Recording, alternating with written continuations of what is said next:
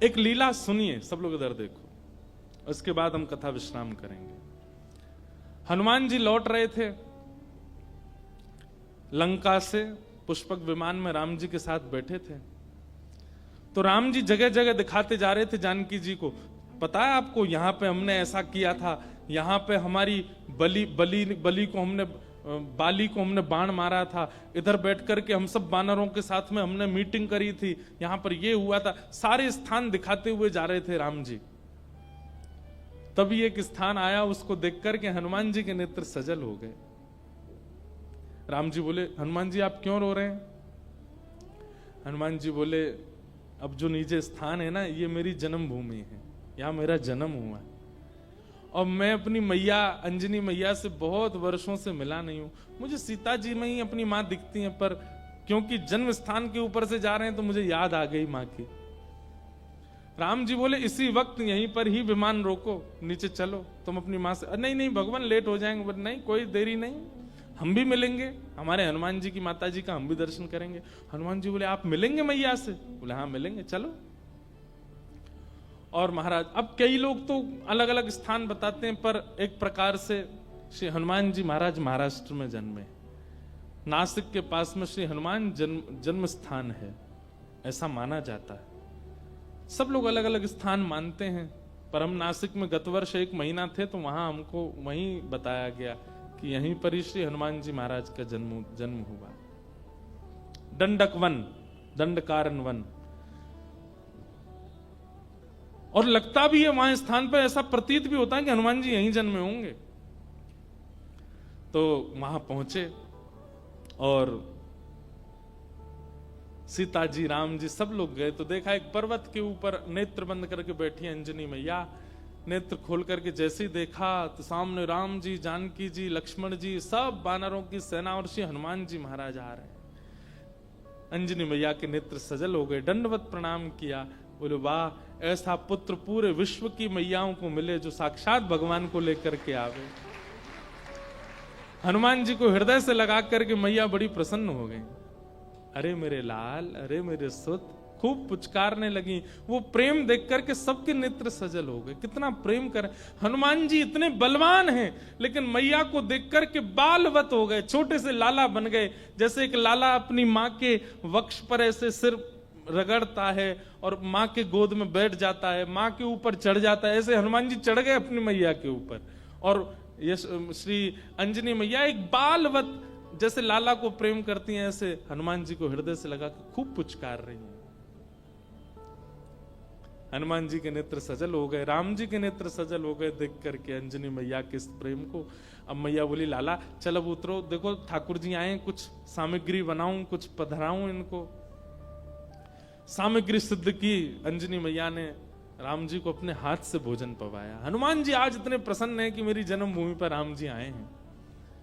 देखो हनुमान जी का एक गुण देखा आपने, हनुमान जी ने जिद नहीं की राम जी से कि मेरे घर चलो, राम जी खुद गए।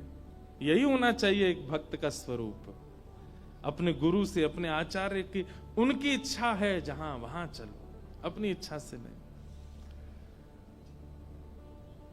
अंजनी मैया ने प्रसाद आदि के बाद पूछा, कैसा रहा आपकी लंका में जो युद्ध, उसकी चर्चा तो बहुत सुनी, पर आप लोग खुद अपने मुख से बताइए कि वहां कैसा क्या रहा। हनुमान जी महाराज बोले, मैं बताऊंगा, पूरे लंका कांड तो मैं ही सुनाऊंगा। सुंदर कांड से सुनाना शुरू किया हनुमान जी ने। बोले, ऐसे ऐसे भगवान ने कहा पता करके आओ, और मैया मैं उड़ करके गया और जाकर के मैंने वहां पर फिर लंका जला दी, सीता जी से मिल के आए, फिर हम वापस आए, राम जी से आकर के हमने निवेदन किया, पूरी बानर सेना लेके फिर हमने सेतु बनाया, सेतु बना करके वहां गए, वहां पर लक्ष्मण भैया को शक्ति लग गई, तो फिर मैं हिमालय पर जाके पर्वत लेके आया, अंजनी संजीवनी बूटी दी गई, आदि आदि पूरी कथा सुनाने लगे। सब तो प्रसन्न, लेकिन अंजनी मैया बिल्कुल प्रसन्न नहीं थी। सीता जी ने कहा, मां, श्री हनुमान जी के इस ऐश्वर्य को सुनकर के आपको प्रसन्नता नहीं हुई? अंजनी मैया बोली, मुझे बिल्कुल प्रसन्नता नहीं है, बल्कि मुझे तो संशय हो रहा है हनुमान के ऊपर। बोले, क्यों?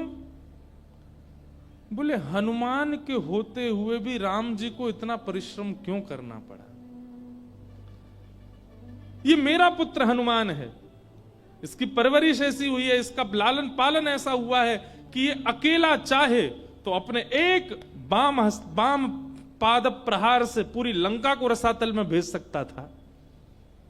इसके रहते हुए सेतु बनाना पड़ा, लक्ष्मण भैया को शक्ति लगी, वैद्य बुलाने पड़े, इतने दिन तक युद्ध होता रहा, अहि रावण की यहां ठाकुर जी को जाकर के रहना पड़ा और ना जाने क्या क्या। ये सब सुनकर के मेरा मन बहुत विचलित हो रहा है। मुझे लग रहा है कि हनुमान तुम्हारे रहते हुए राम जी को इतना श्रम करना क्यों पड़ा?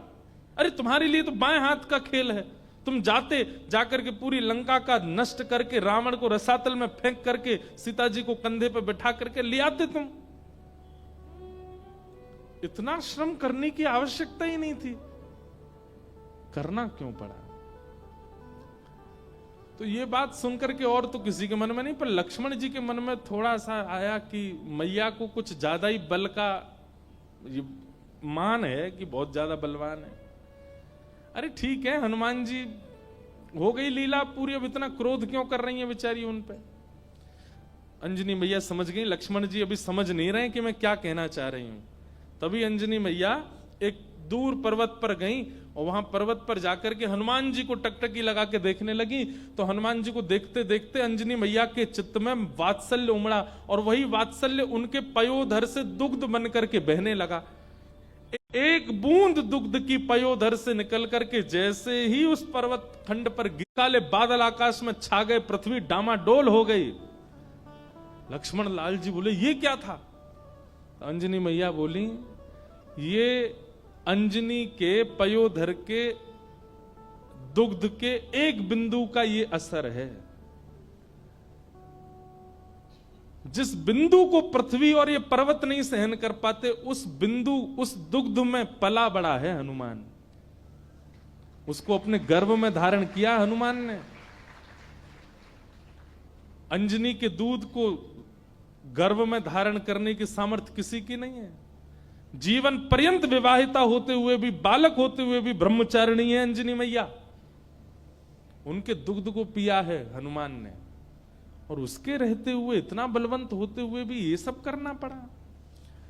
तब अंत में राम जी उठे, बोले मैया आप हनुमान जी के बल पर किसी को संशय नहीं है, किसी को शक नहीं है, पर हनुमान जी में एक गुण है क्या कि वे अपने बल को अपना नहीं मानते, वो मेरा मानते।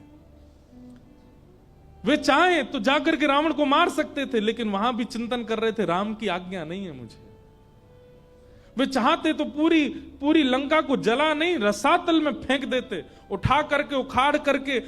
हनुमान जी महाराज ने, एक कथा आती है कि रावण की सेना में चिरंजीवी सेना भी थी रावण की, मतलब उनको कोई मार ही नहीं सकता, उन्होंने अमृत पिया रखा था, वो मरेंगे ही नहीं, चाहे उनको सुदर्शन चक्र काट दे, चाहे उनको गदा से मार दिया जाए, उनकी मृत्यु नहीं हो सकती। जब वे अजर अमर योद्धा लड़ने के लिए हनुमान जी से आए तो हनुमान जी बोले क्या करें, ये मरने वाले तो है नहीं। तो हनुमान जी ने अपनी पूंछ पर लपेट करके इतनी वेग से उनको आकाश के ऊपर भेजा कि जहां गुरुत्वाकर्षण, पृथ्वी का गुरुत्वाकर्षण होता है ना, कोई भी चीज ऊपर फेंको नीचे गिरती है, तो कुछ समय बाद गुरुत्वाकर्षण खत्म हो जाता है। हनुमान जी ने उन सबरे चिरंजीवी योद्धाओं को अपनी पूंछ में लपेट करके इतनी जोर से ऊपर फेंका कि गुरुत्वाकर्षण की सीमा से ऊपर चले गए। आज तक आकाश में ही घूम रहे हैं वे लोग, लौट के नहीं आ पाए पृथ्वी पर। तो श्री हनुमान जी महाराज के बल में किसी को संशय नहीं है, पर राम जी कहते हैं तब प्रताप रघुनाथ, वो अपने प्रत्येक बल को मेरा प्रताप मानते हैं। मेरी आज्ञा नहीं थी रावण को मारने की, मेरी आज्ञा नहीं थी लंका को रसातल में फेंकने की। अगर आज्ञा होती तो ये सब करने की आवश्यकता नहीं थी। अकेला हनुमान जाकर के सब क्रिया कर सकता था, लेकिन आप सौभाग्यशाली हैं मैया, आपका लाला इतना बलवंत, इतना बुद्धिवंत, इतना योग्य होते हुए भी मेरे अधीन रहता है, अपने योग्यता को नहीं मानता। तब अंजनी मैया प्रसन्न हुई, हनुमान जी को हृदय से लगाया। ऐसे श्री हनुमान जी महाराज हैं। आइए सब लोग बड़े प्रेम और भाव से बिल्कुल हनुमान जी का चिंतन अपने मन में कीजिए और बड़े प्रेम से भाव से मेरे साथ में हनुमान चालीसा का पाठ कीजिए।